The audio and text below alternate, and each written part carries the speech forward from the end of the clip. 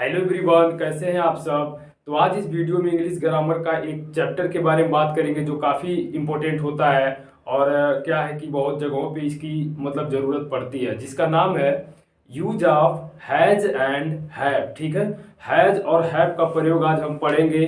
क्या होता है हैज और हैव, किस तरह के इसमें वाक्य होते हैं, यही आज इस वीडियो में हम जानेंगे। ठीक है, बोर्ड पे मैं हैज और हैव के बारे में कुछ लिख रखा हूँ ताकि आप लोग को समझाने में आसानी हो और जल्द से जल्द मतलब इसको समझा के और इसके एग्जाम्पल्स की तरफ हम बढ़ें। ठीक है, क्योंकि अगर मैं इस समय लिखूं तो शायद वक्त ज़्यादा लग जाएगा, इसलिए मैं लिख रखा हूँ पहले से ताकि आप लोग को सिर्फ समझाना रहे। दोस्तों जरा बोर्ड पे नजर रखिए। देखिए हैज के बारे में हमको हैज के बारे में सबसे पहले जानना है।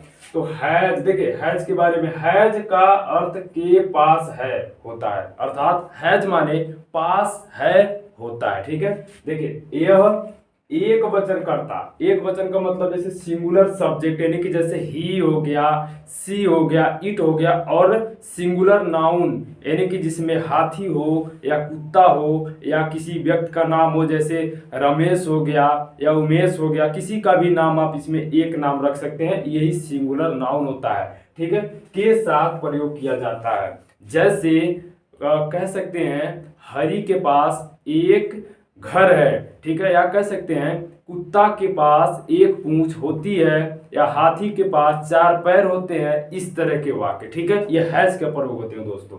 देखिए अब हैव के बारे में जानते हैं। हैव का भी अर्थ के पास यानी कि हैव का भी अर्थ पास है ही होता है दोस्तों। ठीक है, अब देखिए परंतु यह बहुवचन करता यानी कि प्लूरल सब्जेक्ट के साथ प्रयोग किया जाता है, यानी कि हैज हो गया एक वचन कर्ता के साथ प्रयोग किया जाता है, और जो हैव होता है हमारा वो बहुवचन कर्ता के साथ प्रयोग किया जाता है। ठीक है, अगर इतनी सी बात आप समझ गए होंगे तो जो एग्जाम्पल मैं अभी आप लोगों को समझाऊंगा आप बड़े आसानी से एग्जाम्पल को समझ पाएंगे। ठीक है, तो चलिए मैं आज बताता हूँ आप लोग को हैज और हैव के बारे में, कैसे हैज और हैव के मतलब सेंटेंस को इंग्लिश में कैसे बनाते हैं, या फिर इंग्लिश के सेंटेंस को हिंदी में कैसे हम बदलते हैं। ठीक है, तो चलिए अब मैं इसको इरेज कर देता हूं और आप लोग को समझाता हूं दोस्तों कि कैसे कैसे इसमें वाक्य आते हैं। ठीक है, चलिए मैं पढ़ते हैं अब इसके बारे में, बताते हैं इसके एग्जाम्पल के बारे में।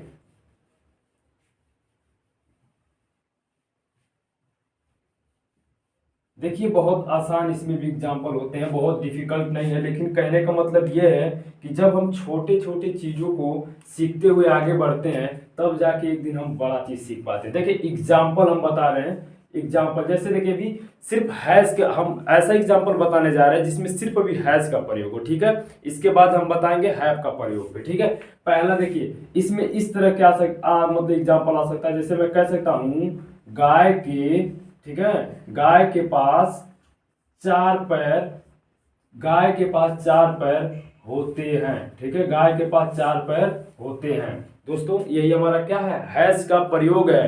ठीक है, जब किसी के पास कोई चीज हो या ना हो इसके बारे में बताया जाए तो वहां पे हैज और हैव का प्रयोग किया जाता है। ठीक है, पहला एग्जांपल था, चलिए दूसरा एग्जांपल लेते हैं। जैसे कह देता हूं एक लड़के किसी का नाम रखता हूं, चलिए उसके पास मैं कह देता हूं। ठीक है, उसके पास एक, ठीक है, एक घर है, उसके पास क्या है, एक घर है। ठीक है, और मैं तीसरा एग्जांपल लेता हूं। देखिए जो एग्जांपल मैं बोर्ड पे भी लिख रहा हूं इसमें सिर्फ हैज का प्रयोग होगा, हैव का प्रयोग किसमें होगा ये भी मैं भी आप लोग को अच्छे से एक्सप्लेन करके समझा दूंगा। ठीक है, देखिए अब उसके हो गया, अब इसमें किसी, चलिए मैं मान लेता हूँ किसी लड़की का नाम है सीता, मैं कह देता हूँ सीता के पास दो भाई हैं। ठीक है, सीता के पास दो भाई हैं दोस्तों, इसको भी कैसे इंग्लिश में करेंगे अभी मैं समझा रहा हूँ। चौथा एग्जांपल लेते हैं, अब मैं इसमें कह देता हूँ, चलिए मैं कह देता हूँ हाथी के पास चार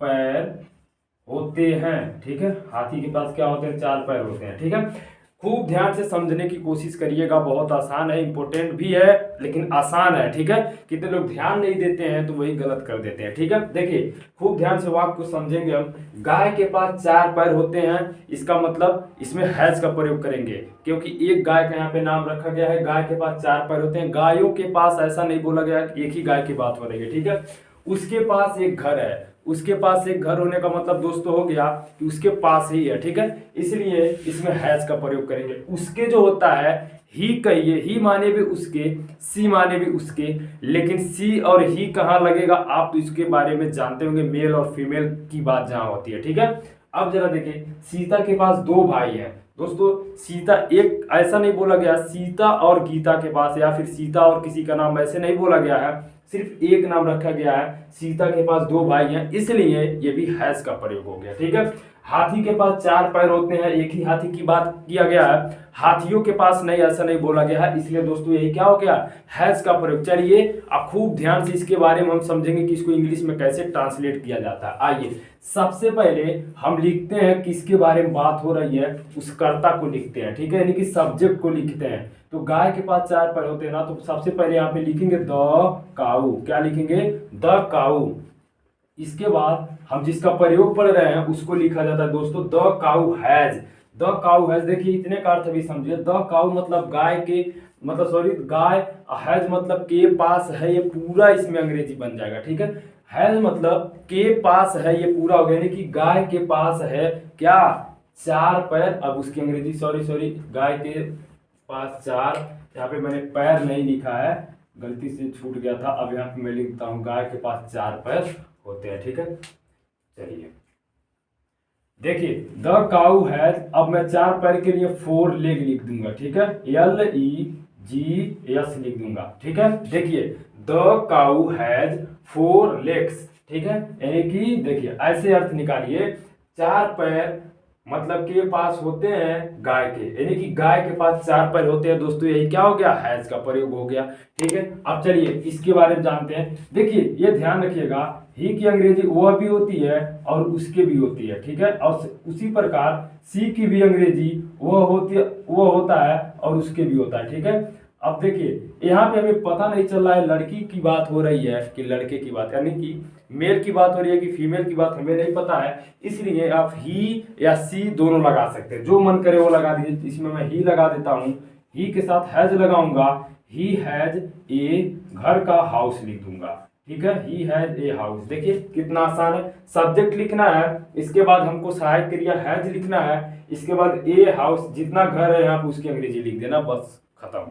ठीक है, आइए सीता के पास दो भाई हैं। ठीक है, तो सबसे पहले सीता की अंग्रेजी लिखेंगे, सीता, एक नाम है सीता और मीना गीता ऐसे करके नहीं लिखा गया है, सीता हैज, सीता हैज, अब यहाँ पे टू ब्रदर्स लिख देंगे। ठीक है, सीता हैज टू ब्रदर्स। ध्यान से देखिए, कोई भी चीज देखने से नहीं समझ में आती है, उसको समझना पड़ता है। ठीक है, तो सीता मतलब सीता हो गया, हैज मतलब के पास है। ठीक है, टू ब्रदर्स का मतलब दो भाई, यानी कि सीता के पास दो भाई हैं, ये इसका क्या हो गया, इंग्लिश में अनुवाद हो गया। हाथी के पास चार पैर होते, दोस्तों यहाँ पे ऑलरेडी मैंने गाय के पास चार पैर होते ऐसा सेंटेंस बना दिया है, इसलिए मैं इसको मिटा के यहाँ पे कुछ और लिख देता हूँ। ठीक है, चलिए गाय के पास मैं लिख देता हूँ एक पूंछ होती है। ठीक है, गाय के पास एक पूंछ होती है, चलिए ये वाला सही रहेगा। तो मैं लिखूंगा सबसे पहले द एलिफेंट। द एलिफेंट, देखिए ELEPHANT, the elephant has, has का प्रयोग क्यों करेंगे आपको तो पता चल गया। The elephant has four, FOUR, sorry four नहीं है, वन, एक पूंछ है ना, तो ए टेल लिखेंगे। ठीक है, ए टेल, टेल मतलब पूंछ होता है। ठीक है, देखिए the elephant has a tail, a मतलब भी एक होता है, वन नहीं लिख सकते, ऐसे में ए लिखा जाता है। ठीक है, the elephant has a tail. दोस्तों ये था हमारा हैज का प्रयोग। अब मैं आप लोग को बताता हूँ हैव के एग्जाम्पल को। ठीक है, चार एग्जाम्पल इसमें हैज के हो गए, अब चार एग्जाम्पल मैं हैव के बारे में बता देता हूँ आपको। ठीक है, जरा ध्यान से देखिएगा, बहुत इंपॉर्टेंट होता है, अगर ये आएगा तो बहुत अच्छे से आप चीज़ों को इंग्लिश में बदल सकते हैं। ठीक है, देखिए एक प्रयोग पढ़ने से आप इंग्लिश नहीं सीख पाएंगे, इसलिए छोटे छोटे कई चीज़ों को पढ़ना पड़ता है। ठीक है, तो मैं बता रहा हूँ आपको, बस हमसे जुड़े रहिए, हमारे चैनल पे बने रहें। चलिए देखिए, मान लीजिए मैं कहता हूँ उनके पास। ठीक है, उ न के, ठीक है, जरा ध्यान से देखिएगा, उनके पास एक, उनके पास एक हाथ है। ठीक है, उनके पास एक हाथ है, ये एग्जाम्पल हो गया। उनके, उसके एक वचन होता है और उनके बहुवचन होता है। ठीक है, और मैं कह देता हूं, चलिए हमारे, हमारे पास कई मित्र हैं। ठीक है, हमारे पास कई मित्र हैं। ठीक है, अब ऐसे भी कह सकते, तुम्हें बुखार है, ठीक है। ऐसा भी सेंटेंस में आता है, तुम्हें बुखार है, ठीक है। इस बात को भी इंग्लिश में कहते हैं, तुम्हें बुखार है, ठीक है। चलिए इसमें कह देते हैं, देखिए राम और हरि, राम और हरि के पास, राम और हरि के पास, ठीक है। मैं कह देता हूं कई, राम और हरि के पास कई किताबें हैं, ठीक है। किताबें, राम और हरि के पास कई किताबें हैं। दोस्तों जरा ध्यान से देखिएगा।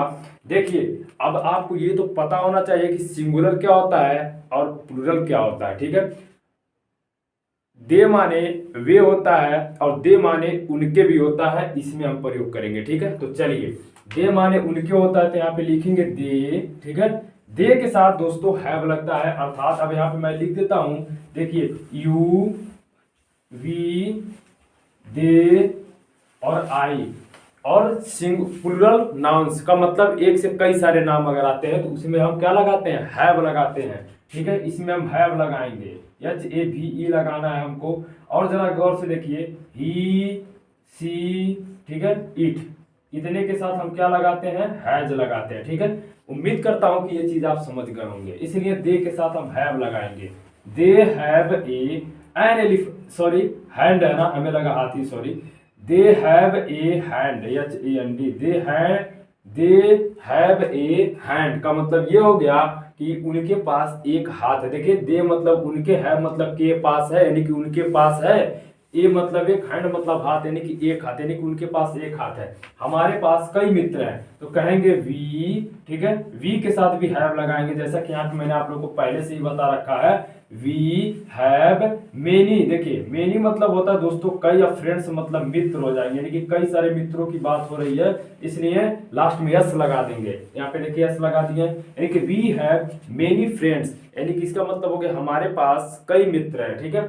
तुम्हें बुखार है तो इसको बड़े आसानी से कर देंगे यू हैव, ठीक है। यू हैव फीवर कह देंगे, FEVER, यानी कि यू हैव फीवर। दोस्तों तुम्हें बुखार है का मतलब बुखार आपके पास ही है, इसलिए हैज और हैव का प्रयोग होता है जैसा हमारा सब्जेक्ट होगा, ठीक है। यानी कि तुम्हें बुखार है तो यू हैव फीवर, यानी कि तुम्हें बुखार है, तुम्हारे पास बुखार है, दोनों बात सेम है, ठीक है। लेकिन जो अच्छा लगता है कहने में वही बात लोग मुंह से कहते हैं।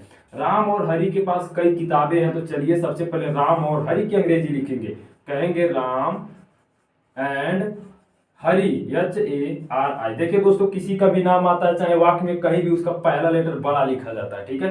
तो राम एंड हरि, अब दो नाम है इसलिए हैज नहीं हैव लगाएंगे। अगर एक नाम होता, राम के पास कई किताबें हैं दोस्तों, तो राम हैज लिखते हैं, लेकिन यहाँ पे राम और हरि दो नाम आया, बहुवचन सब्जेक्ट है हमारे यहाँ, तो राम एंड हरि हैव। अब यहाँ पे लिख देंगे मेनी, मेनी माने कई होता है, MANY मेनी बुक्स लिख देंगे, ठीक है।